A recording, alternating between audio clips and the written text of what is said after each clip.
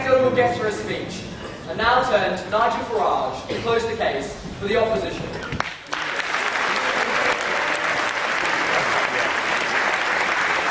Thank you, Mr. President. Ladies and gentlemen, I want to thank my team for laying out a case, an impassioned case for democracy, a case from the Czech Republic for Euroscepticism, and interestingly, so often it's portrayed that the Eurosceptics are backward Little Englanders, and what you'll notice is that Eurosceptic parties, many on the far left, on the far right, some in the centre, but they're growing across the whole of Europe. And what a thrill to see Mr. Barroso again.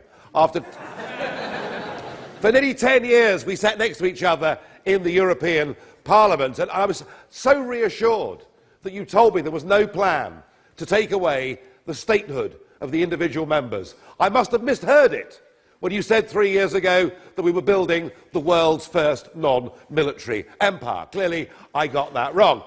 And what fun to have another debate with Nick Clegg. A very different Nick Clegg to last year. Clearly, not being Deputy Prime Minister has done you, as a person, an absolute power of good, and that's marvellous. It's also brought out the real you politically, which of course is Euro-fanatic.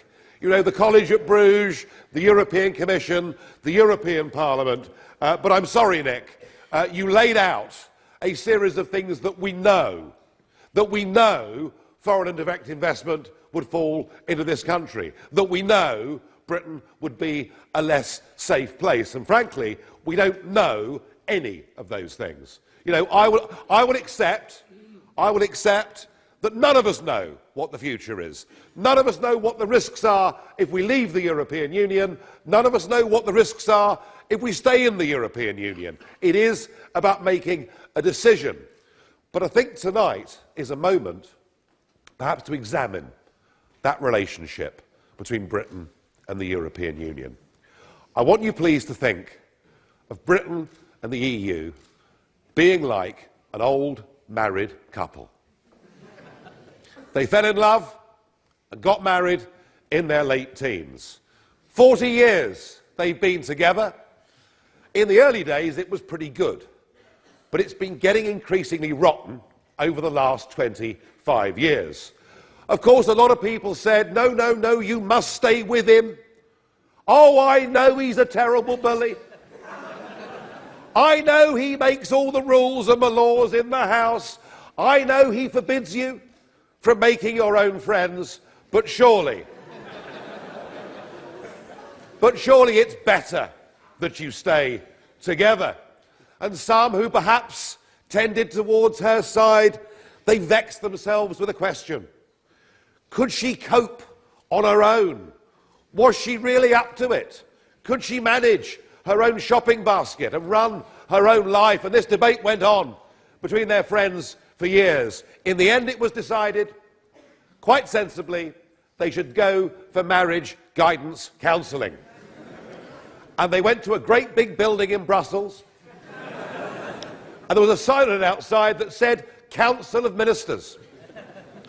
And into this building they went, and on 40 different bitter disputes, on all 40 occasions, the court ruled in favour of the husband.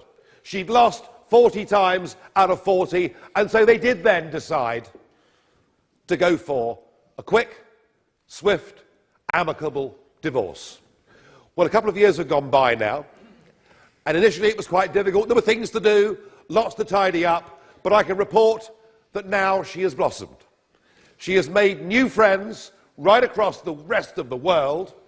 She's got her own self-confidence back, and she's in charge of her own life, making her own choices for good or bad, which is as it should be for any individual or for any nation.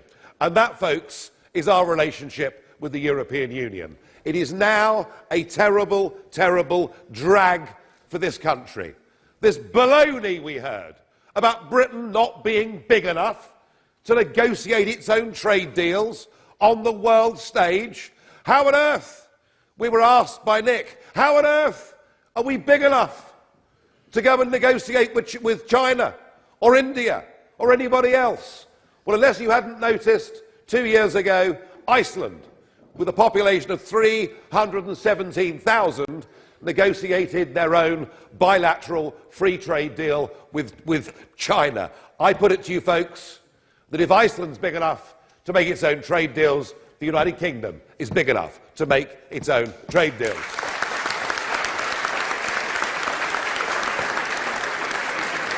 And the argument about the single market, championed by all of our speakers, and Anna, of course, who I'm sure we're going to see much more of as this referendum develops. But the argument that we have to be part of this wonderful, burgeoning single market, that we can't have our cake and eat it. Well, think of it, folks, like this.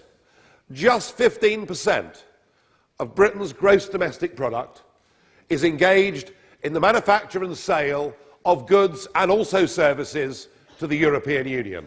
And yet we're part of a single market that regulates 100% of British business. We are over-regulating our industries. We are lumbering our manufacturing industries with expensive energy. We are crippling much of our financial services industry, which is leaving. It's going off to Bermuda and Singapore and Zurich and elsewhere. We don't need to be governed and regulated from somewhere else. And frankly, it's rather expensive being a member of this club. Whether you look at gross figures or net figures, what on earth are we doing? Paying a net £11 billion a year to the European Union. Now, I accept that those that have worked for the European institutions will benefit from very good pensions later. Oh, I suppose I'm one of those as well, I guess. But you know, other than it benefiting one or two individuals, what on earth are we talking about? We shouldn't be paying them. They sell us 800,000 motor cars a year more than we sell them. The streets of Oxford are full of shiny, bright German motor cars. We shouldn't be paying a membership fee to the European Club. They, frankly, should be paying us. And when it comes to open borders, should we just try and get this right? Nobody on our side of the argument is arguing against the concept or the idea of work permits for people who've got skills. No one's arguing against immigration. What we're arguing for is the control of immigration. And please think of it like this. In the 1950s, the 1960s, the 1970s, the 1980s, the 1990s, until Tony Blair became Prime Minister, net migration to Britain ran at 30,000 people a year. It is now running at 1/3 people a year. It is running at 10 times the number that it ever did before. And what we're arguing... Yes, do. Sir, note that the very fact that many of the economic qualities and excellences of the UK right now rest upon the fact that it is the entry to the market of the greater European Union, and that is why investors, producers, manufacturers wish to come to the UK in the status quo. The comparative is when you leave the EU, there's no longer the incentive for these individuals to come and invest as much towards the UK. Now let me tell you, old son. Let me tell you, I heard that self-same argument in this room 15 years ago. Nick wasn't here, but the proposition 15 years ago when I was here was that this House thinks it'd be good for the British economy to join the euro. And the arguments I heard from that side were that unless Britain was in the euro, there'd be no foreign and direct investment in Britain. The City of London would close down. It would be a disaster. Can I just say, thank God we didn't join the euro, and those arguments were wrong then, and they're wrong now.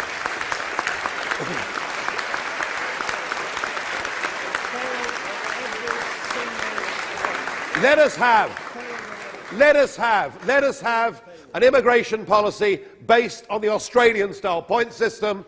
Let's have people that come to Britain, but let's stop discriminating. Let's stop discriminating against people who are engineers from India or doctors from New Zealand in favour of large, mass, unskilled migration from southern and eastern Europe, which, whilst it may benefit the big corporates and the big employers, has not benefited our communities or ordinary workers in this country. Yes, do. How on earth will you fill the gaps in the jobs that are created? The fact that British people are not willing to take these unskilled jobs. We rely on this immigration to create unskilled jobs. And also your point on work permits. That's insinuating the idea that most people who come to this country, who migrate to this country, don't work. That is just completely untrue. No, it's not. No, it's not. Sir, can we please talk about normality? There are 200 countries in the world who, if you want to get a job, you get a work permit. You have to prove you haven't got a serious criminal record. You have to take your own health insurance. That is how it works, working globally. We've thrown all of that out of the window. I'm not suggesting that people who come here don't want to work. Most of them do. But let me tell you, there has actually become a case where wages for British workers in many jobs have been driven down so low, they've no incentive to get off benefits and back to work, and that is not good. Not everybody in this country is bright enough to go to Oxford, and we should think about some of those people in our society too. My point, folks, is this. We don't need to be dragged down by the European Union. We can do much better than this. When they tell us we can't do this and we can't do that, and we have more influence on the world stage, what this side of the House really means is we're not good enough. They don't believe in this country. They don't believe in our ability to make our own laws and to make our own trade deals. Ultimately, this referendum will be settled, I believe, on the issue of safety and security. And I totally accept the points that Bill made earlier about Schengen. The free movement of peoples in Europe has become the free movement of criminals and the free movement of Kalashnikovs and the free movement of terrorists. And frankly, the idea that the fact that 3 of the Paris killers got in through the Greek islands, posing as migrants, but we're told, don't worry, it's all okay, they're EU citizens, sir, that is worse, because it means any one of them could have got on a Eurostar and come to London. They could have chosen London for the site of that terrorist attack and not Paris. And I don't for one moment disagree with the arguments here that we have homebred problems in our country with jihadism. We do. But for the European Union to have opened its doors unconditionally, you've had your go, sit down, old son.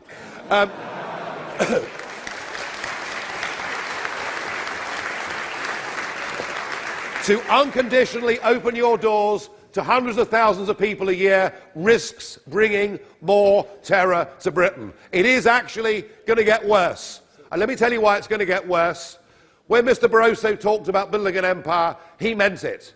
We now want to fast-track Turkey as a member of the European Union, a country 97% of which is in Asia. But never mind, they're to join. With the free movement of people of another 75 million people, and worryingly, a country with a fantastic, amazing secular history throughout nearly the whole of the 20th century, and one, sadly, that has seen a huge rate of change. 8% of people in Turkey today have strong sympathy with ISIS. It's up to us. But in the end, this referendum will be decided in this country. Are we safer? Are we better managing our own borders, looking after our own security, or being part of this union? As far as the EU is concerned, it was Roy Jenkins back in '98 who said, you know, we should not be a constantly foot-dragging, well, he didn't pronounce the R quite like that, but a constantly foot-dragging member of the European Union. Either we embrace it wholly, or we decide to leave it and let them get on with their job. I know that Britain leaving the EU would be greeted with great cheers by Mr Verhofstadt and Mr Schulz and many others. They can then press on and crush out the last remnants of nation-state democracy without perhaps as many objecting voices. But I must say that's not my mission. And if for EU we mean the peoples of Europe, then not only would Britain be better not being part of this union, but the rest of Europe would be too. A British divorce from this and the renegotiation of a sensible free trade agreement, I think, would change the whole of the rest of Europe too. I want a Europe of trade. I want a Europe of cooperation. I want a Europe where we have reciprocal deals on students and we agree common, sensible minimum standards. I don't want a Europe of the European Commission, of the flag, of the anthem and of open borders. Let's have a Europe of nation states that trade together, and let's grip this opportunity of a British referendum to make it happen. Thank you.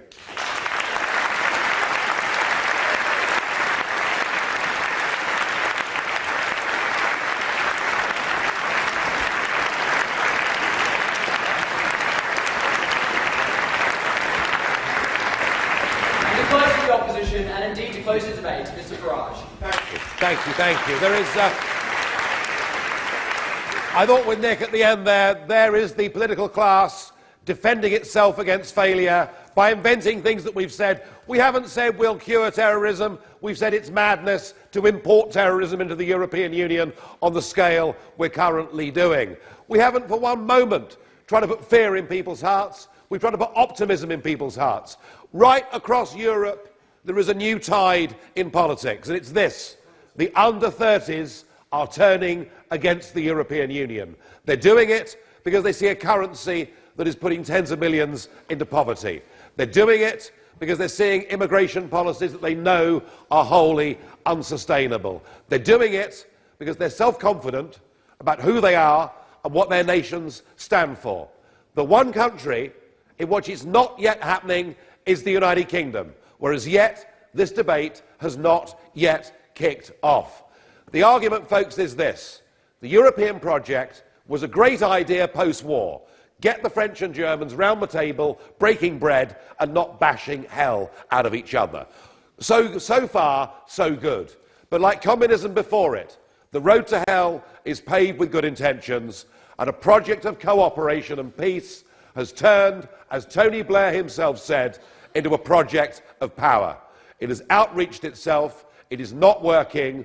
We in this country have the historic opportunity to stop it dead in its tracks, to reverse it, and to get back to a Europe of nation states trading together, cooperating together, but not attempting their grand designs and not trying to build their empires.